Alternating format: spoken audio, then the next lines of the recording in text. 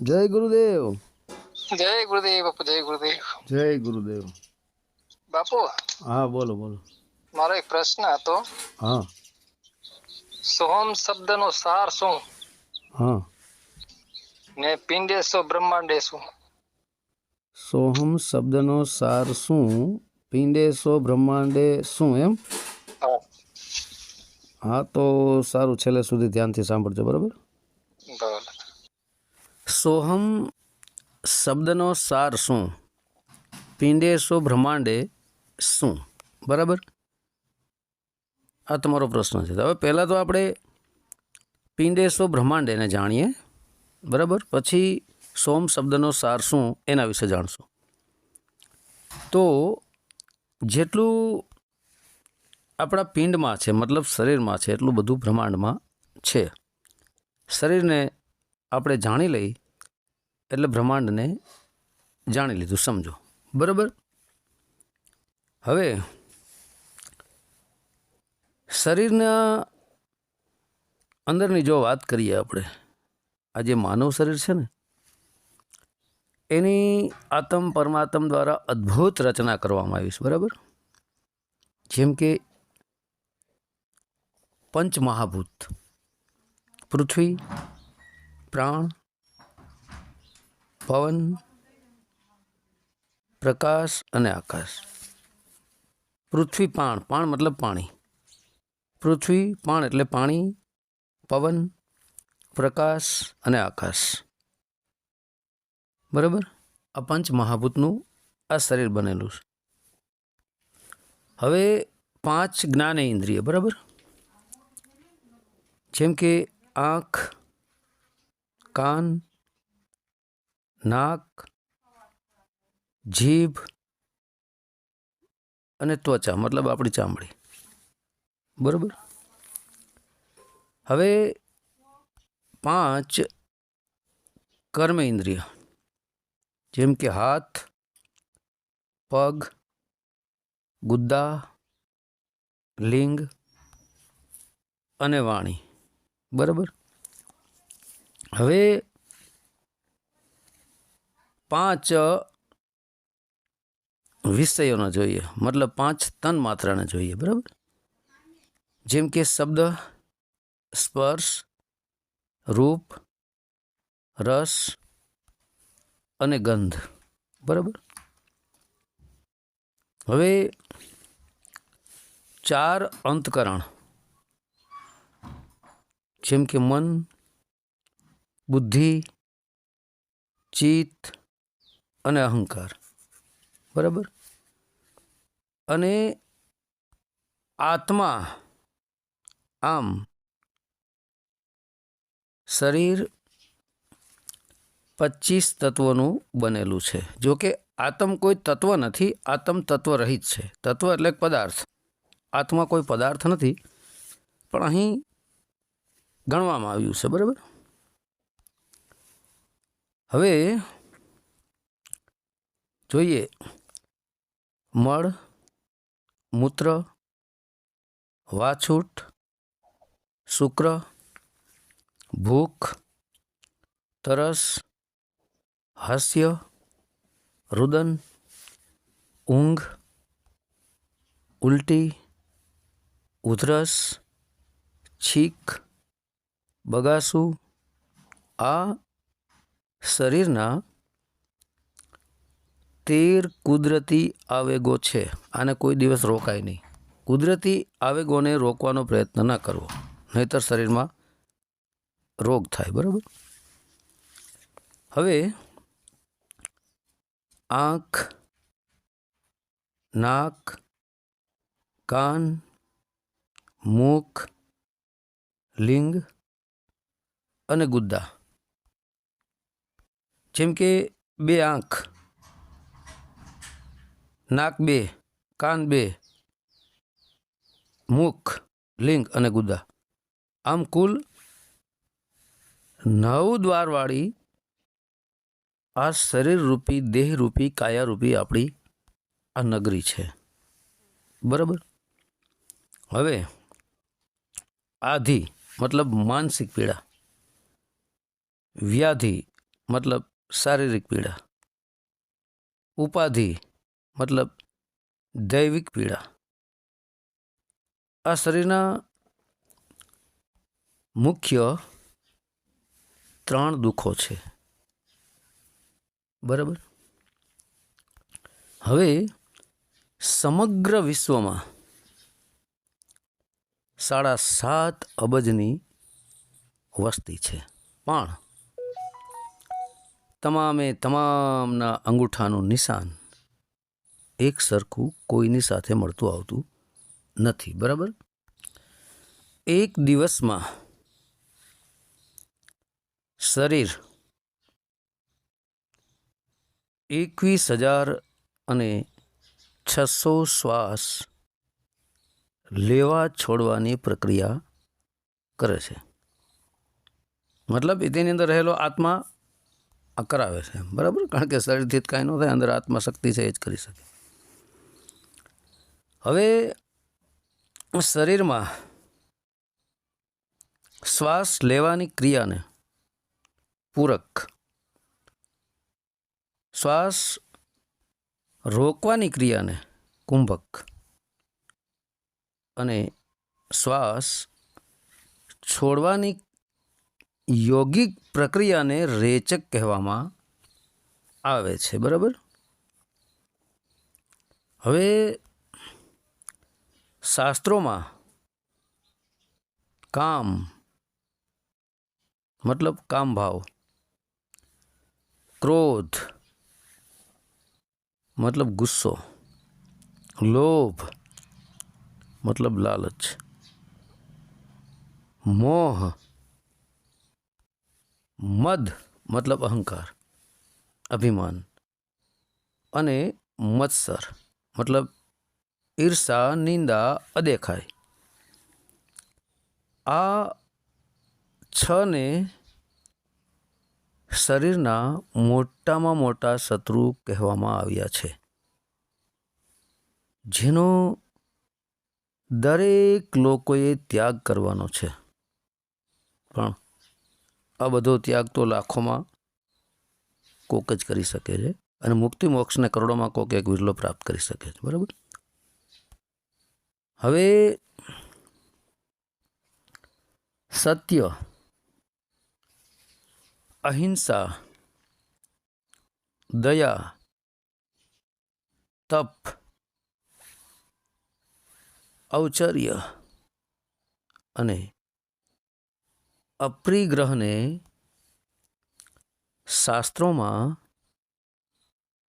આ માનવ શરીરના પરમ મિત્રો કહ્યા છે, જેનું દરેક લોકોએ આચરણ કરવાનું છે.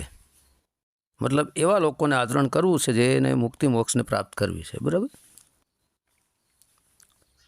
હવે શ્રીમદ ભગવદ્ ગીતાની દ્રષ્ટિએ બરાબર સમગ્ર સૃષ્ટિમાં સત્વ, રજ અને તમ આ 3 ગુણથી કોઈ શરીર બાકાત રહેતું નથી. બરાબર. પછી ઈડા, પિંગલા અને સુષુમ્ણા આ શરીરની 3 મુખ્ય નાડીઓ છે. બરાબર. હવે આ શરીરની વાત, પિત્ત અને કફ. વાત એટલે વાયુ, પિત્ત એટલે ગરમી, કફ એટલે પાણી. એમ 3 પ્રકારની પ્રકૃતિ છે. શરીરના 4 પુરુષાર્થ છે, જેમ કે ધર્મ, અર્થ, કામ અને મોક્ષ. બરાબર. હવે જાગૃત, સ્વપ્ન, સુષુપ્ત અને તુર્યા એ શરીરની 4 અવસ્થા છે, બરાબર. પછી પરા, પશ્યંતી, મધ્યમા અને વૈખરી, આ 4 પ્રકારની વાણી જીભથી બોલાય છે, બરાબર. પછી શરીરની 4 અવસ્થા, જેમ કે બાળક, યુવાન, પ્રૌઢ અને વૃદ્ધ, બરાબર. હવે પંચકર્મથી આ શરીરની શુદ્ધિ થઈ શકે છે, જેમાં વમન, વિરેચન, બસ્તી, નસ્ય અને રક્તમોષણનો સમાવેશ થાય છે, બરાબર. હવે શરીરમાં ગુદ્દા પાસે મૂલાધાર ચક્ર, લિંગ પાસે સ્વાધિષ્ઠાન ચક્ર, નાભી પાસે મણિપુર ચક્ર, હૃદય પાસે અનાહત ચક્ર, કંઠ પાસે વિશુદ્ધિ ચક્ર અને લલાટે, જે આપણે ચાંદલો કરીએ ત્યાં, આજ્ઞા ચક્ર, એમ 6 ચક્રોનો ઉલ્લેખ કુંડલીની જાગૃત કરવા યોગ શાસ્ત્રમાં છે, બરાબર. અને 6 ચક્રથી ઉપર જે 7મું ચક્ર છે, જેને સહસ્ત્રાર કહેવાય છે, એને 10મો દ્વાર કહેવાય છે, બ્રહ્મરંધ્ર કહેવાય છે. એની અંદર આત્મા છે, બરાબર. હવે આપણું શરીર, જીભ, બરાબર, દ્વાર તીખો,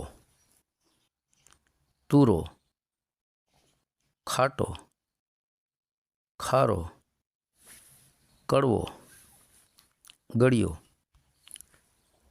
એમ 6 પ્રકારના સ્વાદનો અનુભવ કરી શકે છે. હવે ચાવીને, ચાટીને, ચૂસીને અને ગળી જઈને એમ 4 પ્રકારના ભોજન મુખ દ્વારા આ શરીર કરી શકે છે. હવે ગીતામાં જણાવ્યા અનુસાર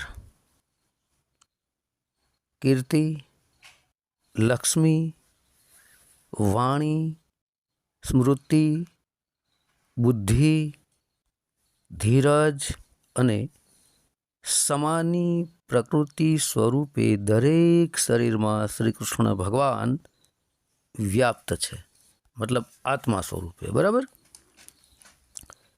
હવે જેમાં શરીરના 8 અંગો સક્રિય થઈ પ્રણામ થાય છે, તેને અષ્ટાંગ પ્રણામ કહે છે. જેમ કે છાતી, માથું, દૃષ્ટિ, મન, વચન, હાથ, પગ અને ઢીંચણ, બરાબર. હવે આ શરીર વિવિધ અંગો દ્વારા શૃંગાર, કરુણ, હાસ્ય, રૌદ્ર, વીર, ભયાનક, બીભત્સ, અદ્ભુત, શાંત એમ નવ રસનો અનુભવ કરી શકે છે. આ શરીરમાંથી જુદા જુદા અવયવો દ્વારા મેલનો નિકાલ થાય છે. જેમ કે મળ, મૂત્ર, પરસેવો, નાકનો મહેલ, જેને આપણે ગુંગા કહીએ છીએ, બરાબર, કફ, પરુ, ચીપડા, કાનનો મેલ, જીભ પરની છારી, બરાબર. હવે આત્માના કલ્યાણ માટે નવધા ભક્તિ,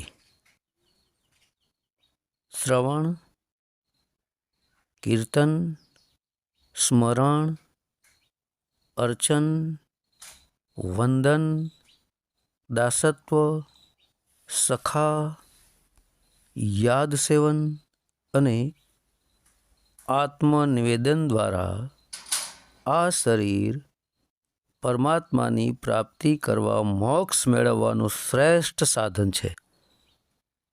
હવે જોઈએ વૈજ્ઞાનિક દ્રષ્ટિએ શરીર રચનાનું વર્ણન. બરાબર, વૈજ્ઞાનિક દ્રષ્ટિએ આપણા બે ફેફસામાં કુલ 4 અબજ વાયુ કોષો છે. પછી બંને ફેફસામાં મળી નાની નાની કુલ 2.5 કરોડ શ્વાસ વાહિનીઓ છે. બરાબર. હવે બંને ફેફસાની રક્તવાહિનીઓની કુલ લંબાઈ 1600 કિલોમીટર થાય છે. પછી એકી શ્વાસે માણસ ફેફસામાં 4000 લીટર હવા ભરી શકે છે. બરાબર. પછી 24 કલાકમાં માણસનું હૃદય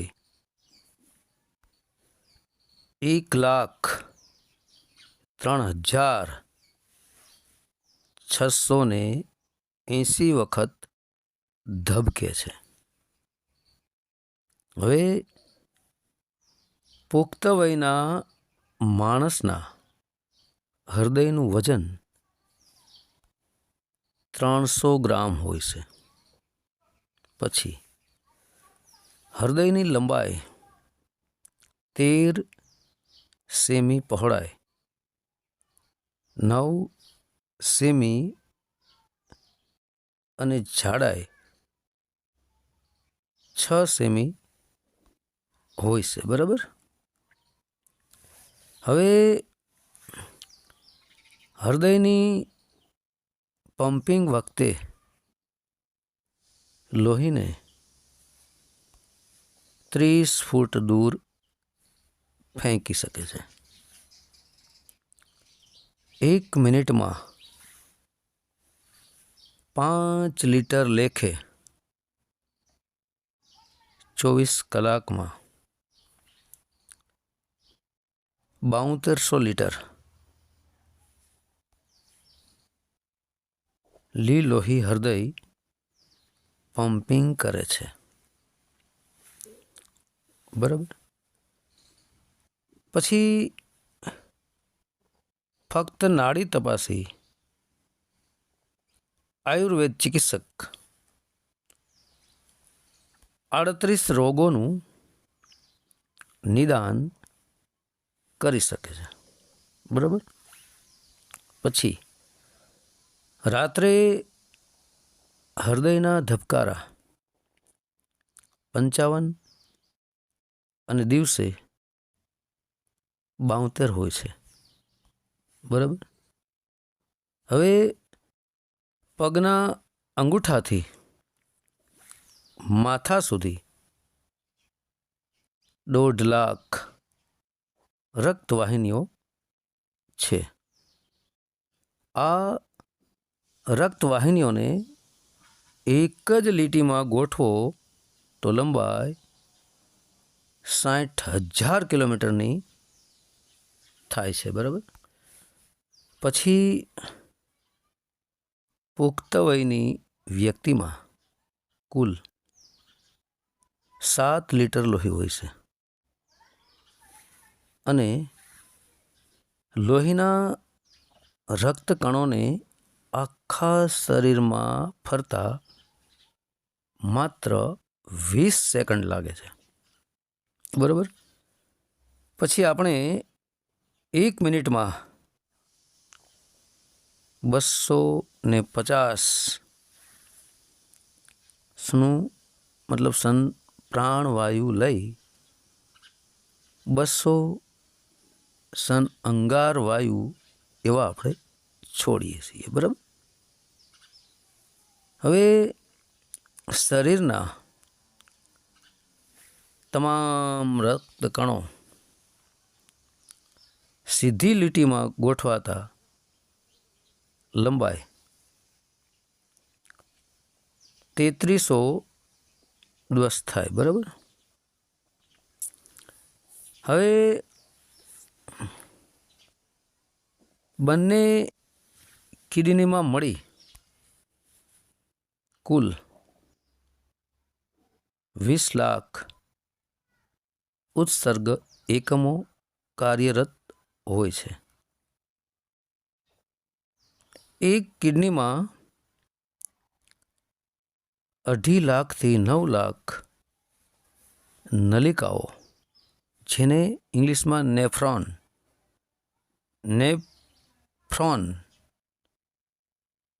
કહેવામાં આવે છે, હોય છે. બરાબર. હવે બંને કિડનીઓ મળી એક દિવસમાં 1500 લીટર લોહી શુદ્ધ કરે છે. બરાબર. શરીરના નાના આંતરડાની લંબાઈ 25 ફૂટની હોય છે અને મોટા આંતરડાની લંબાઈ 6 ફૂટ હોય છે. બરાબર. હવે મુખથી ગુદ્દા સુધી ખોરાક કુલ 35 ફૂટની ક્રિયાઓમાંથી પસાર થાય છે. પછી માણસની હોદરીમાં એક સાથે 4 કિલો ખોરાક સમાઈ શકે છે. બરાબર. પછી નવજાત શિશુમાં 310 હાડકાં અને યુવાનીમાં કુલ 206 હાડકાં હોય છે.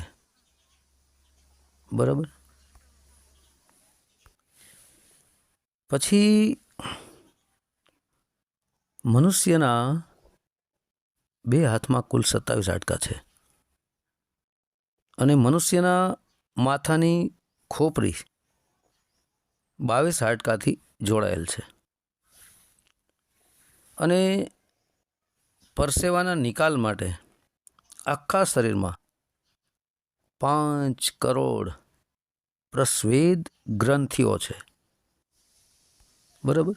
અને શરીરમાં સ્નાયુઓની કુલ સંખ્યા 700 છે અને 1 ચોરસ ફૂટ ચામડીમાં 1500 છિદ્રો હોય છે. માણસ જ્યારે બોલે છે ત્યારે એક સાથે 72 સ્નાયુઓ સક્રિય હોય છે. બરાબર. પછી માણસ ક્રોધ, ગુસ્સો કરે ત્યારે 128 સ્નાયુઓ ઉપર સીધી અસર થાય છે. એટલા માટે ગુસ્સો ક્રોધ કોઈ દિવસ ન કરાય. એટલે સંતોએ પણ ગુસ્સો કરવાની ના પડી, ક્રોધ કરવાની. બરાબર.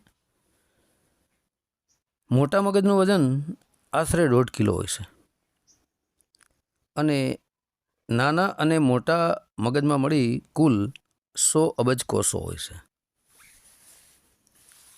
સ્વાદ પરખવા જીભ ઉપર 3000 સ્વાદ ગ્રંથિઓ છે. જીભ ઉપરના સ્વાદ કેન્દ્રોદરી 4-10 દિવસે નવા બને છે. વાહ, બરાબર. વિજ્ઞાન પણ મિત્રો સરવાળે તો જ્ઞાનમાંથી જ બને છે, કારણ કે વિજ્ઞાનની અંદર જો જ્ઞાન ન હોય તો એ વિજ્ઞાન કઈ રીતે પ્રગટ કરી શકે. એટલે પહેલાં જ્ઞાન છે, પછી વિજ્ઞાન છે, બરાબર. હવે માણસની આંખો 24 કલાકમાં 14,400 વખત પલકારા મારે છે. 1 મિનિટમાં 15 શ્વાસ લેખે 24 કલાકમાં આપણે 21,600 શ્વાસ લઈએ છીએ, બરાબર. 24 કલાકમાં શરીરમાંથી 9 છિદ્રો દ્વારા 5 કિલો કચરાનો નિકાલ થાય છે. હવે માણસને એક દિવસમાં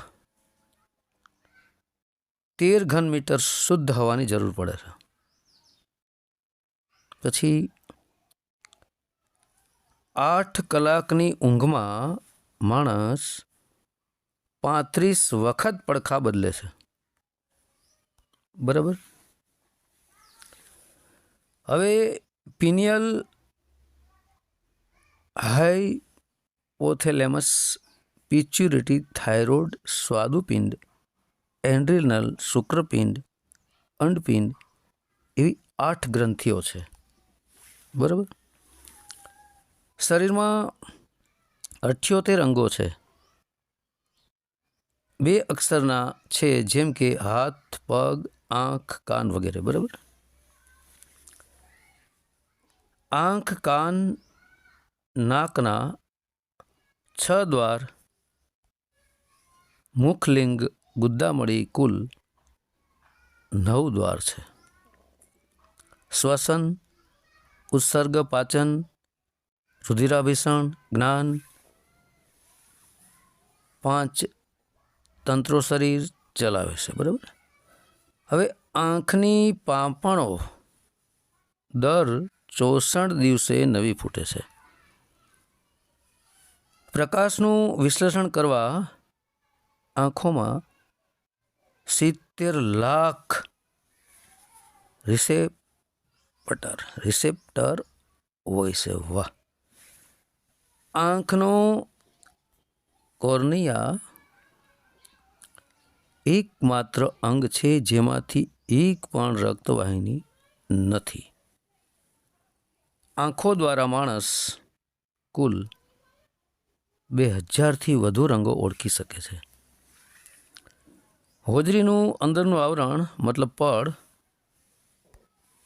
દર 10 દિવસે નવું બને છે. માણસના આખા શરીરમાં કુલ 60,000 અબજ કોષો છે. આખા શરીરના જ્ઞાન તંતુઓની લંબાઈ 72 કિલોમીટરની થાય છે, બરાબર. આપણા શરીરમાં 2-3 ભાગમાં પાણી છે. શરીરનું સામાન્ય તાપમાન 98.4 ફેરનહીટ હોય છે, બરાબર. સૌથી ઓછું -20 અને વધુ 55 ડિગ્રી ઠંડી ગરમી તાપમાન શરીરમાં સહન કરી શકે છે, બરાબર. આપણા શ્વાસ ઉશ્વાસનો અવાજ 10 ડેસિબલ હોય છે અને બાળકને 100, યુવાનને 3500, પ્રૌઢને 2000 અને સ્ત્રીને 1800 કેલરીની જરૂર પડે છે. આખા જીવનમાં 20 થી 55 વર્ષ માણસ 120 વખત રક્તદાન મતલબ કરી શકે છે, લોહીનું દાન. બરાબર. 100 વર્ષની જિંદગીમાં માણસ 33 વર્ષ ઊંઘમાં જ વિતાવે છે. જીવન દરમિયાન માણસ પૃથ્વીની એક પ્રદક્ષિણા પૂરી થાય તેટલું ચાલે છે. બરાબર. આ વાત મેં તમને પિંડે સો બ્રહ્માંડ વિશેની કરી. બરાબર. હવે ભગત, આ જેટલું પિંડમાં છે એટલું બ્રહ્માંડમાં છે એ જો જાણવા જશું તો આવા 1000 જન્મ આપણા ટૂંકા પડે. શાસ્ત્રો, પુરાણો, વેદો, ઉપનિષદો, શ્રુતિઓ, તમામ સાધુ સંતોના ગ્રંથો, વાણીઓ, આ જો સમજવા જશું ને તો પાર નહીં આવે, જીવન નીકળી જશે. બરાબર. એટલા માટે શોર્ટકટમાં જાણવાનો રસ્તો માતા ગંગા સતી પાનબાઈને કહી ગયા છે કે હે પાનબાઈ, જાણવા જેવી વસ્તુ અજાણમાં જાય છે, તો જાણવા જેવું જો કોઈ હોય તો એ આત્મા છે. બાકી બધું જ છોડો, આત્માને જાણી લ્યો. બરાબર. તો આત્માને જાણવા માટે કોઈ સાચા દેહધારી સદગુરુ મળી આવે અને ભક્તિ ભજન આપે. ભક્તિ ભજન તો આમ તો બધા ખુલ્લા જ છે, XYZ. બરાબર. પણ કોઈ અધિકારી સંત દ્વારા જો આપવામાં આવે તો લાગુ પડે, અન્યથા નહીં. સ્વયં એ સંત સત્યના માર્ગે ચાલતો હોય, સ્વયં એ સંત આત્મ પરમાત્મ શબ્દને સિદ્ધ કર્યો હોય, એવા સંત મળે ને તો જ મિત્રો આપણે પણ એને પ્રાપ્ત કરી શકીએ. હવે ખુદે પ્રાપ્ત ન કર્યો હોય તો શું આપણે પ્રાપ્ત કરી શકીએ? અસંભવ, કદાપી ન કરી શકીએ. બરાબર. તો આ પિંડેસો બ્રહ્માંડેની વાત કરી. આવું બધું ભગત આપણે જાણવા બેસશું તો આનો પાર આવે એમ નથી, કારણ કે વાણી અને પાણીનો પાર નથી. કેટલોક સત્સંગ કરશું આપણે, સત્સંગ પણ અનંત છે. એટલે આ ઘણી વાર હું કહું છું કે આ બધી કથણી બકણીથી ઉપર ઉઠી અને ભક્તિ ભજનમાં લાગો, બધું જવા દો. ઘણા ઓડિયોમાં હું કહું છું કામ, ક્રોધ, લોભ, મદ, મોહ, શબ્દ, સ્પર્શ, રૂપ, રસ, ગંધ, છલ, કપટ, ઈર્ષા, નિંદા, તારી મારી, ખેત, ખોદરી, વાવા, હું, મેં, હિન્દુ, મુસ્લિમ, શીખ, ઈસાઈ, યહૂદી, ખ્રિસ્તી, પારસી, જોર્સેન, સેવ, બૌદ્ધ, લિંગાયત, અહેમદિયા, જ્ઞાતિ, જાતિ, ધર્મા, ધર્મી, પંથા, પંથી, ટોટલ XY ઉડાડી દો. XYZ બધું કાઢી નાખો. માત્ર ને માત્ર આત્મા તરફ ધ્યાન આપો. કઈ રીતે આત્માને ઓળખવું, કેવી રીતે આત્મા સુધી પહોંચવું. બરાબર. હવે આ થયો પિંડેસો બ્રહ્માંડ શું એના વિશેની વાત. બરાબર. આ થઈ પિંડેસો બ્રહ્માંડ એટલે શું એના વિશેની વાત થઈ. હવે પછી તમે કીધું કે સોહમ શબ્દનો સાર શું. બરાબર. તો એ પણ હું ઘણીવાર કહું છું કે શરીર મધ્યે શ્વાસા, શ્વાસા મધ્યે શબ્દ, શબ્દ મધ્યે સાર. આ વાત ઘણીવાર હું કરી ગયો છું. બરાબર. તમે કદાચ સાંભળેલી પણ હોય તો એનો અર્થ છે કે આપણા શરીરની વચ્ચોવચ શ્વાસ ચાલી રહ્યો, શ્વાસની વચ્ચોવચ શબ્દ ચાલી રહ્યો અને શબ્દની વચમાં જ સાર છે. બરાબર. તો એવી રીતના સર્વપ્રથમ શ્વાસ ઉપર ધ્યાન ધરો. નાભ્યથી ઉઠી રહ્યો છે, નાભ્ય જઈ રહ્યો છે. સોહમ શબ્દ અનેક ઓડિયોમાં હું બોલું છું કે બહારથી જે આપણે વાયુને ખેંચીએ છીએ એમાં 100 શબ્દ પ્રગટ થાય છે, અંદરથી બહાર કાઢીએ છીએ એમાં હમ શબ્દ પ્રગટ થાય છે. આ શ્વાસ ઉપર આપણા ચિત્તને જોડો. ચિત્ત, કારણ કે સોહમ શબ્દ આત્મા, પરમાત્મા, આ મન, બુદ્ધિ અને વાણીથી પર છે. શું કીધું? મન, બુદ્ધિ, વાણીથી પર છે. કથણી બકણીથી પકડાય એવો નથી, મનથી પકડાય એવો નથી, બુદ્ધિથી પકડાય એવો નથી. બરાબર. તો શું કીધું? મન, બુદ્ધિ અને વાણીથી પર છે, પણ ચિત્તથી પકડાય. ચિત્તની વાત નથી કરી. મન બુદ્ધિ અને વાણીથી પર છે, ચિત્તથી પર છે એમ નથી કીધું, કારણ કે ચિત્ત સ્વયં સુરતા છે. એટલે ચિત્તને મતલબ અવચેતન મન કહો કે ચિત્ત કહો, ચિત્તની અંદરથી જ અવચેતન મન પ્રગટ થાય છે. એટલે ચિત્તને શ્વાસોશ્વાસની ક્રિયામાં જોડવાનું છે. મન કહો કે ચિત્ત કહો, થોડા બે એક જ વાત છે, પણ અવચેતન મનો. બાકી આ લૌકિક મન બુદ્ધિ અને વાણીથી જ ન પહોંચી શકાય. પણ ચિત્તને જોડાઈ ગયો, સંકલ્પ વિકલ્પ બંધ થઈ ગયા એટલે આ અવચેતન મન વશ થઈ ગયું, ચિત્તની અંદર સમાઈ ગયું. પછી ચિત્ત શ્વાસોશ્વાસની ક્રિયાની અંદર જ્યારે સમાય ત્યારે સ્વયં સોહમ સ્વરૂપ બની જાય છે. પછી એ સોહમ સ્વરૂપ, અહીં ચિત્તને તમે સુરતા સમજો અને સોહમ શબ્દને શબ્દ સમજો. અહીં ચિત્તને તમે શિષ્ય સમજો અને સોહમ શબ્દને ગુરુ સમજો. બરાબર? આ શબ્દ ગુરુ ચિત્ત ચેલા. હવે પછી એ ચિત્તરૂપી સુરતા સ્વયં શબ્દની અંદર શબ્દરૂપી ગુરુમાં સમાઈ જાય. એટલે ચિત્ત અને શબ્દ બે એક થઈ ગયા. પછી એ શબ્દ શ્વાસના માર્ગે ઉપર ઉઠે છે. બરાબર? જેવી રીતે હું ઘણીવાર કહું છું કે નીચે એક પંખી બેઠું છે અને પંખીને એના મુકામ સુધી જવું છે. બરાબર? એટલે પંખી નીચે જમીન પરથી જમ્પ મારશે, કારણ કે કોઈ પણને ઉડતા વખતે જમ્પની જરૂર હોય છે. જેમ હનુમાનજીએ સમુદ્ર એને લાંઘન કે સમુદ્ર વટીને ગયા હતા, એમાં જમ્પ લગાવ્યો હતો. જમ્પ વગર કોઈ વસ્તુ સક્રિય થઈ જ ન શકે. બરાબર? તો જમીનનો સહારો લીધો પક્ષીએ ઉડવા માટે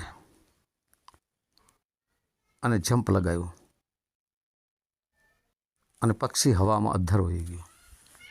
બરાબર? અને ઉડવા લાગ્યું અને સીધું એને જ્યાં જવું એનું મુકામ ત્યાં પહોંચી જાય છે, એને નિર્ધારિત કરેલા મુકામ પર. બરાબર?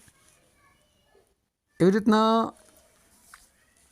આપણી સુરતાને સોહમ શબ્દને, કારણ કે ચિત્ત તો સોહમ શબ્દમાં સમાઈ ગયું એટલે સ્વયં સોહમ શબ્દ સ્વરૂપ આપણે બની ગયા. અહીં સોહમ શબ્દને જ તમે પંખી સમજી લ્યો. બરાબર? પછી એ નાભીમાંથી જમ્પ લગાવે છે, નાભીમાંથી શ્વાસ ઉઠે છે, નાભીમાં જાય છે. હવે નાભીમાંથી જમ્પ લગાવી અને સોહમ શબ્દરૂપી પંખી ઉપર ઉઠ્યું, કારણ કે ચિત્તરૂપી સુરતામાં સમાઈ ગઈ, સોહમ સ્વરૂપ બની ગઈ. એટલે જેવી રીતે પંખી હવામાં ઉડતું હોય છે એવી જ રીતના આ શ્વાસોશ્વાસનો માર્ગ એક હવા છે. શું છે? હવા.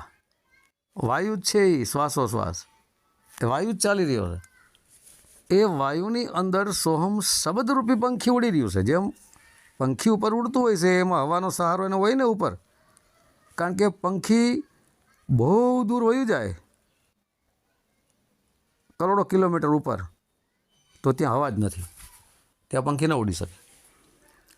એટલે આ સોહમ શબ્દરૂપી જે પંખી છે એ શ્વાસરૂપી ક્રિયાની હવામાં એ ઉડતું ઉડતું નીચેથી જેમ પંખી ઉપર ગયું અને હવામાં ઉડી રહ્યું છે, હવાનો સહારો લઈ, બાકી ધરતીમાં થઈ નથી અને એ પંખી આસમાનમાંય નથી. બરાબર? બેયની વચ્ચે છે. બરાબર ને? હવે બેની વચ્ચે છે એટલે પંખી થયું નિરાધાર, છતાંય વાયુનો સહારો છે ને. પણ પંખી વાયુનો સહારો એના બે પાંખ દ્વારા લે છે, પણ પંખીની અંદર જે આત્મા છે એને સહારો નથી.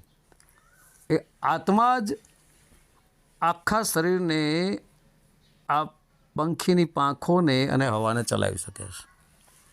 બરાબર? પરંતુ એ પંખી જેને પંખીને વિહંગમ પણ ઘણા લોકો કહે છે. હવે એ પંખી એનું નિર્ધારિત કરેલું જે મુકામ છે, જ્યાં એને જાવું છે, તો ક્યાં જાવું છે એ મુકામ તો નક્કી કરવું પડે ને પંખીને. અને પંખીને ખબર ન હોય કે મારે ક્યાં જવું છે, તો કોઈ સાચા દેહધારી સદગુરુ મળી જાય, સાચા હો, ઢોંગી પાખડી નહીં, તો એ નિશાન બતાવી શકે. એટલે એ પંખી એની બંને જે પાંખો છે જ્ઞાન અને વૈરાગની ક્લિયર હોવી પડે. અને જ્ઞાન અને વૈરાગ જો ન હોય ને તો એ પંખી ઉડી ન શકે. જ્ઞાન અને વૈરાગની બે પાંખો છે. અને પંખીની અંદર જે આત્મા જે છે એની જે આંખો છે જ્ઞાન દ્રષ્ટિ છે, આત્મજ્ઞાન દ્રષ્ટિ હો. અહીંયા વૈરાગ ને જ્ઞાન તો 52 અક્ષરી જ્ઞાનની વાત કરી છે. કારણ કે જ્ઞાન થાય પછી જ વૈરાગ આવે. એટલે 52 અક્ષરી દ્વારા એને જ્ઞાન થયું, પછી વૈરાગ આવ્યો, પછી આત્મજ્ઞાન. આત્મજ્ઞાનની દ્રષ્ટિ એ આંખો પંખી પાસે હોવી જોઈએ. જો એ આત્મજ્ઞાનની દ્રષ્ટિ પંખી પાસે ન હોય અને પંખી સ્વયં ચક્ષુ પ્રજ્ઞા હોય, મતલબ આંધળું હોય, તો એ મુકામ સુધી ન જઈ શકે. અને જ્ઞાન વૈરાગની પાંખો ન હોય તો ઉડી પણ ન શકે. એવી જ રીતના સોહમ શબ્દરૂપી પંખી આ નાભિયેથી ઉડ્યું, શ્વાસરૂપી હવાના મારફતે ઉપર ઉડતું ઉડતું ઈંગડા પિંગળા સૂક્ષ્મણાના સ્થાને પહોંચ્યું, ત્રિવેણી સ્થાને પહોંચ્યું. ઈંગડા પિંગળાને સમાન માત્રામાં ચલાવીને સૂક્ષ્મણાનું દ્વાર ખોલી ત્યાંથી પંખી ઉપર ગયું. બરાબર? તો ત્યાંથી પંખી ઉપર ગયું સોહમ શબ્દ એટલે શ્વાસની ક્રિયા છૂટી જાય. ક્યાંય શ્વાસની ક્રિયા? શરીરની અંદર જે પ્રાણ ચાલી રહ્યો હતો એ શ્વાસની ક્રિયા છૂટી ગઈ. બરાબર? અને ત્રિકુટી સ્થાન પણ છૂટી ગયું. સૂક્ષ્મણાનો માર્ગ પકડો એટલે ત્રિકુટીથી ઉપર ગઈ.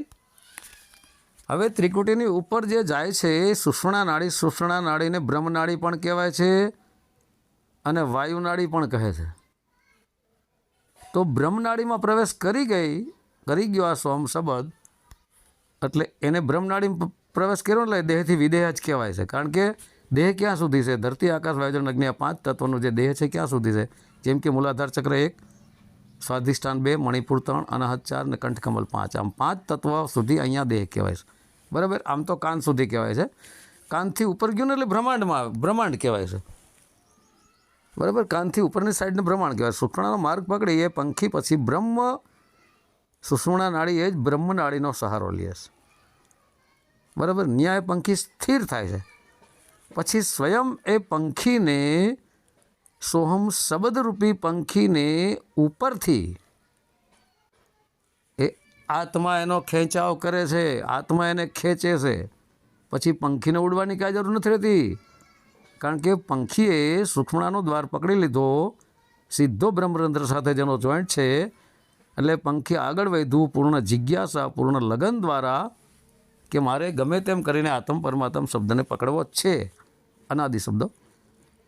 એટલે પછી ટોટલ જવાબદારી આત્મ પરમાત્મની આવી જાય છે. એટલે સ્વયં પરમાત્મ એ પંખી, સોહમરૂપી પંખીને પોતાની તરફ ખેંચે છે અને સોહમરૂપી પંખી ઉપર ચડે છે. બરાબર?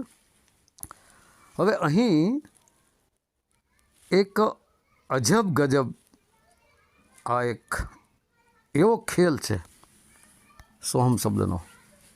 સૂક્ષ્મણામાંથી બ્રહ્મનાળ, બંકનાળમાં પ્રવેશ કરે છે. અંધકાર એ અંધકાર છે, એમાંથી પછી પ્રકાશ તરફ જાય છે. જેવી રીતે લોઢાને લોહચુંબક ખેંચે છે, એવી જ રીતનો આત્મરૂપી લોહચુંબક અહીં આ સોહમ શબ્દને ઉદાહરણ સ્વરૂપે છે.